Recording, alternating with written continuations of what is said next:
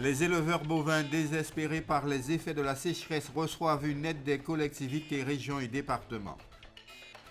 Darty licencie, inquiétude de salariés qui croient peu en la chance de retrouver de nouveaux emplois. Le retard du grand chantier du Rézé met à terre des commerçants de la zone commerciale. Le journal, Nicolas Beaubrun. Mesdames, Messieurs, bonsoir et bienvenue sur Alizé pour votre édition de 19h. Débutons ce journal avec ce programme pour les éleveurs. Suite à la période de sécheresse qui a sévi en Guadeloupe, une aide destinée aux éleveurs a été mise en place afin de nourrir leur bétail. Une enveloppe de 163 000 € a été débloquée par le conseil régional et le conseil départemental. Les éleveurs se sont rendus ce matin à la chambre d'agriculture afin de récupérer un bon pour l'achat de l'alimentation nécessaire à leur élevage. Le reportage de Muriel Barlagne. De l'herbe arrivée à maturité, c'est ce qui fait cruellement défaut à ce troupeau. Pour compenser, son propriétaire devrait acheter des granulés à base de céréales, comme les autres éleveurs dans son cas. Mais il fait partie de ceux qui n'en ont pas les moyens.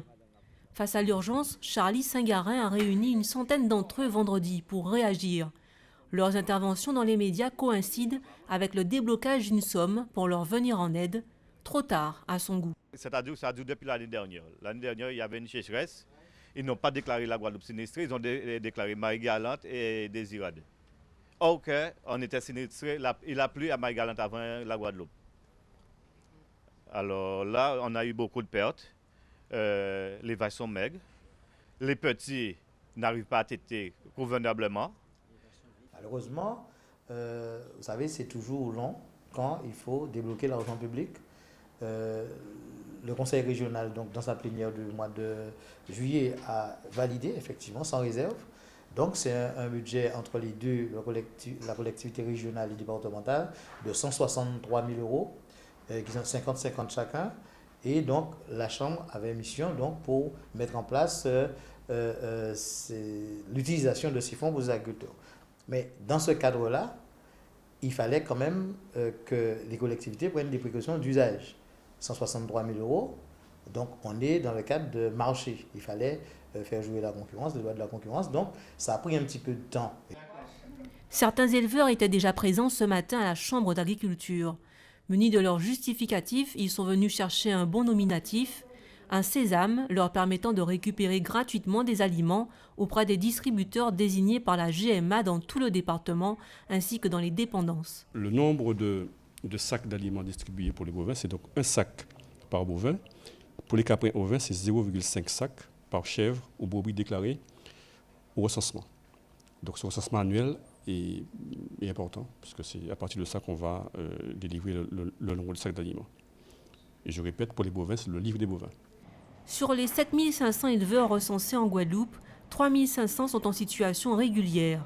Ils ont jusqu'au 8 octobre 2015 pour réclamer leurs bons. Certains d'entre eux se demandent si cette mesure suffira à couvrir leurs besoins en nourriture.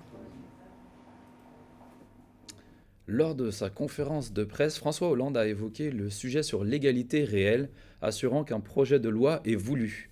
Le président de la République a déclaré vouloir faire un grand plan sur les 10-15 prochaines années au travers d'une loi pour l'égalité dans tous les territoires d'outre-mer. C'est ce que je fais avec le gouvernement de Manuel Valls. C'est ce que je ferai jusqu'au bout de mon mandat. Victorin Lurel, à qui une mission sur l'égalité réelle a été confiée en juin dernier, devrait rendre un rapport d'ici fin octobre. On continue ce journal avec le mouvement social chez Darty. La tension et les inquiétudes augmentent au sein de l'établissement. Il est question de 9 licenciements sur un effectif de 32 salariés. Les explications d'Éric Pommier. Toujours pas de rencontre à l'ordre du jour et donc pas de négociation immédiate prévue. Les salariés de l'enseigne Darty en grève depuis ce matin, soutenus par Élie de Mota ce matin, restent donc mobilisés. Pour rappel, leurs revendications portent sur des mesures de licenciement qui ont été signifiées par la direction. 9 personnes sont concernées sur 32 que compte l'effectif de l'entreprise. Des licenciements qui dérangent, voire interpellent. Darty est une filiale du groupe CAFOM, exploitant de près de 9 magasins dans les départements d'outre-mer, dont 6 sous l'enseigne But. La direction Guadeloupe présente sur place n'a pas souhaité s'exprimer sur le conflit en cours. Les salariés, eux, tentent de trouver une issue favorable à une situation qu'ils qualifient de scandaleuse. Ça veut dire qu'aujourd'hui, là, aujourd'hui lundi, nous avons 5 camarades qui ont passé un entretien préalable. Et nous prenons la tâche de relancer la direction pour demander rencontrer et nous relancer aussi l'inspection du travail pour demander d'emparer des dossiers là, puisque nous estimons qu'il y a trop d'irrégularités, notamment pour les camarades qui ont licencié Joda, qui sont des camarades qui ont depuis 22-25 ans, et des camarades qui ont entre 48 et 57 ans. Selon les syndicats, un accord avait été signé avec la direction. Cet accord prévoyait que les seniors de l'activité soient protégés.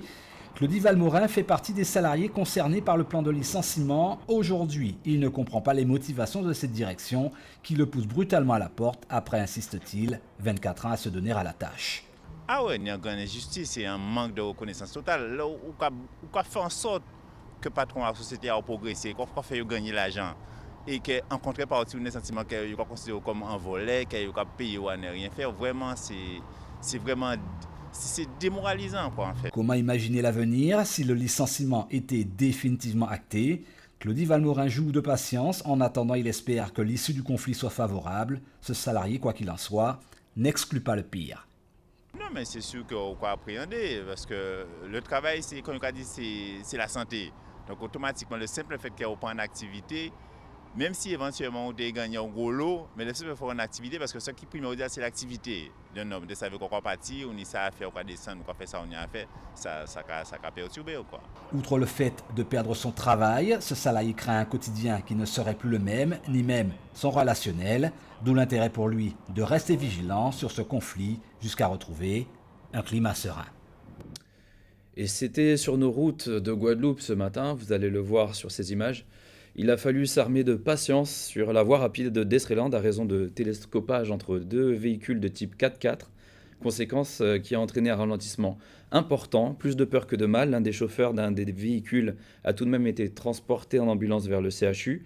On ne connaît pas les circonstances exactes de cet accident, mais on rappelle tout de même aux automobilistes à la prudence en ces jours de rentrée où la circulation est particulièrement dense. Cette nouvelle de Trinidad à présent, plus de 700 000 Trinidadiens appelés aux urnes aujourd'hui pour élire les 41 députés et donc désigner le futur Premier ministre, duel entre la Première ministre sortante, Kamla Persad-Bissessar, et Keith Rowley. De retour en Guadeloupe, le chantier du Rézé prend du retard sur le boulevard de la Rénovation. Les conteneurs censés accueillir les nouveaux commerces ne sont pas prêts. Le contexte économique est de plus en plus compliqué. Certains professionnels ont dû licencier du personnel. Entre impatience et exaspération, Bénédicte Jourdier a recueilli les témoignages des commerçants. Reportage. Ils devaient déménager début septembre, mais ils devront encore attendre. Les restaurateurs du boulevard Fritz sont depuis plusieurs mois dans le prolongement du boulevard de la Rénovation. Un coup dur pour ces commerçants qui ont vu chuter leur chiffre d'affaires. Depuis qu'on est installé ici, vous savez, ça n'a pas repris du tout. Je ne suis pas la seule à le dire, tous les voisins sont pareils, on tribe, on tire la langue. J'étais obligée de licencier 4 personnes, je travaille toute seule maintenant pour pouvoir arriver à payer les licenciements. Lui aussi a dû licencier ses employés. Monsieur Hernatus tient ce commerce depuis 25 ans et aujourd'hui la situation est difficile à quelques années de sa retraite. On nous a mis dans un cul-de-sac. Et là maintenant, je suis obligé de travailler le midi pour qu'on puisse faire un complément. Et on nous a dit que normalement, le 1er septembre, on devrait déjà partir. Pour nous mettre dans les conteneurs qui sont là, qui ne sont pas encore terminés. À l'avenir, en effet, les marchands pourront s'installer dans ces containers dits locaux d'animation. Mais les travaux ont pris du retard. La livraison, initialement prévue en septembre, pourrait être reportée à 2 voire 3 mois. On essaie d'accélérer sur les travaux, mais c'est pas évident, quoi. Il y a du boulot. D'ici fin septembre, des entretiens individuels seront organisés par la ville des Abîmes. Objectif, informer les différents porteurs de projets afin de concrétiser l'installation des commerçants dans cette future zone d'animation. À savoir, les chantiers, les travaux devraient se terminer d'ici la fin 2017. Excusez-moi. Concernant les tours d'eau à présent, donc les sections concernées aujourd'hui, donc s'affichent sur votre écran. Donc c'était la commune de Sainte-Anne avec les sections du Bourg allant jusqu'à Bel-Étang. Et pour demain, le mardi 8 septembre, donc ce sera la commune de Goyave avec la section du Bourg et de Christophe-Ouest. Et ce sera également le Gosier-Est avec les sections Grande Ravine en passant par le Bourg et le boulevard Amédée Clara. Donc en dehors des tours d'eau, le numéro s'affiche, 0590 59 59 59. Donc continue avec ces brèves. Une cinquantaine d'organisations regroupées au sein de l'association Carilec sont présentes jusqu'à mardi 8 septembre à l'hôtel Creole Beach au Gosier. Il s'agit pour les pays présents d'acquérir davantage de connaissances et d'échanger sur les problématiques liées à l'indépendance énergétique. Il faut savoir que la loi sur la transition énergétique pour une croissance verte a été votée il y a quelques semaines et impose des objectifs supplémentaires en termes d'énergie renouvelable. En Guadeloupe, la production électrique issue de l'énergie renouvelable doit ainsi passer de 18 à 50% d'ici 2020. On continue avec l'énergie renouvelable. Donc, la communauté d'agglomération du Nord-Basse-Terre et ses actionnaires privés annonce la création de la société d'économie mixte Énergie Nord-Basse-Terre, présidée par Jocelyn Sapotille.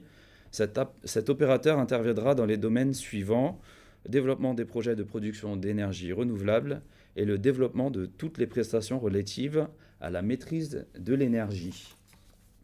Un point sur la météo avant de conclure ce journal. La tempête tropicale Grace a du mal à s'intensifier et pourrait encore s'affaiblir avant d'atteindre l'arc antillais. À surveiller toutefois les risques de fortes pluies dès jeudi soir. Voilà, c'est la fin de cette édition. Merci de l'avoir suivi. Dans un instant, le journal de TF1 suivi des pronostics hippiques de Prévert Mayengo et de votre émission Enquête exclusive, les couloirs de la mort aux États-Unis et un été à Saint-Tropez. Je vous souhaite de passer une excellente soirée sur Alizé Guadeloupe.